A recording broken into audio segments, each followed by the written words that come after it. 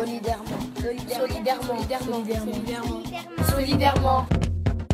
D'accord, bah, c'est très intéressant. C'est vrai que oui, vous êtes vraiment dans la filière artistique, donc littérature. Et je voulais savoir au niveau de vos origines. Donc vous êtes mauritanienne?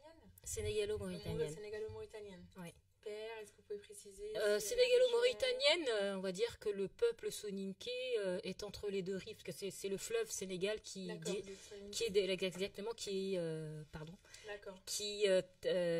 traverse les deux pays, le Sénégal et la Mauritanie, alors que c'est le même peuple, quoi.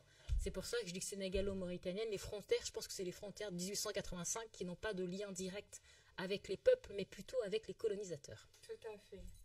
D'accord. Et sinon, je voulais savoir, alors, au niveau de votre parcours donc à l'étranger, à l'international au Canada, quel est l'apport, quelle est la plus-value justement dans votre parcours moi, quand je suis partie de la France vers le Canada, j'étais convaincue, je ne savais pas où est-ce que j'allais parce que je connaissais personne, mais j'étais convaincue que l'American Dream, quoi.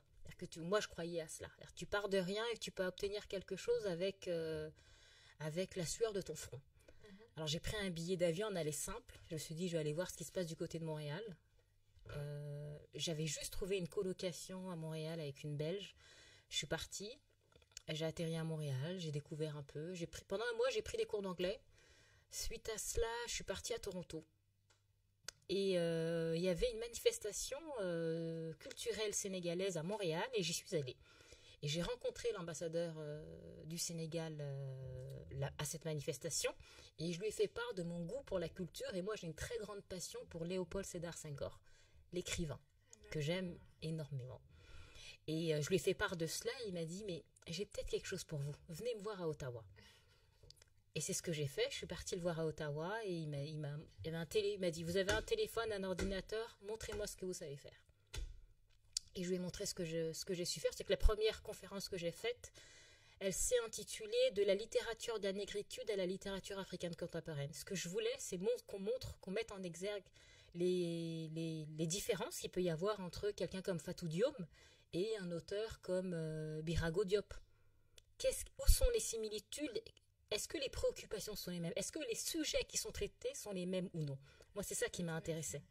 Et il y a eu un passage particulier, forcément, il fallait qu'on mette en avant Senghor. On représentait le Sénégal, si on ne met pas nous Senghor, qui est-ce qui va le faire? Et après, on a fait un travail pour la Journée de l'Afrique avec toutes les ambassades africaines présentes à Ottawa. Ça a été vraiment une très très belle manifestation, c'est-à-dire qu'on a vu l'Afrique, la pluralité de l'Afrique. Et la dernière conférence que j'ai faite, ça a été sur la philosophie africaine, où j'ai fait venir le professeur Souleymane Bachir Diagne. J'ai été le voir à New York. J'ai cherché à le voir parce que moi je ne le connaissais pas, j'ai aucun contact, mais quand on veut on peut. J'ai réussi à le contacter, j'ai réussi à le faire venir à Ottawa. J'étais très fière parce que c'est pas évident de faire venir une personne de cette sommité parce que c'est une personne qui est très très prise, surtout à l'époque.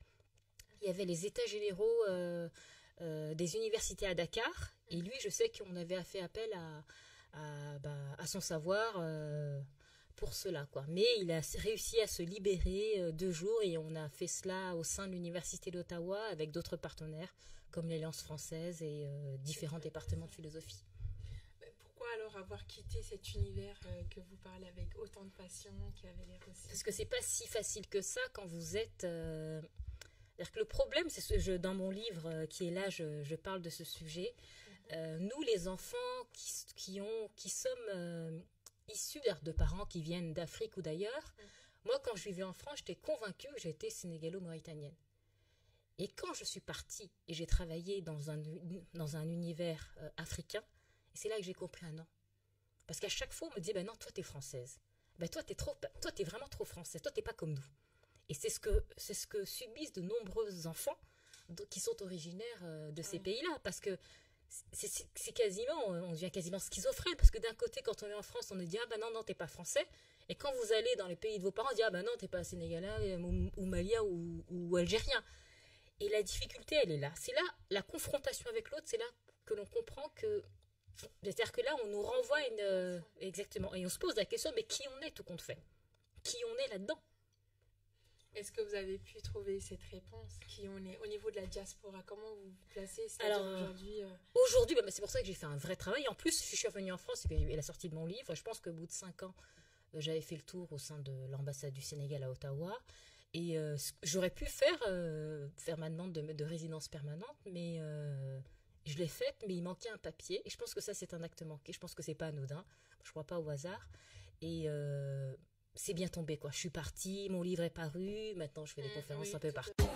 Solidairement. Solidairement. Solidairement. Solidairement. Solidairement.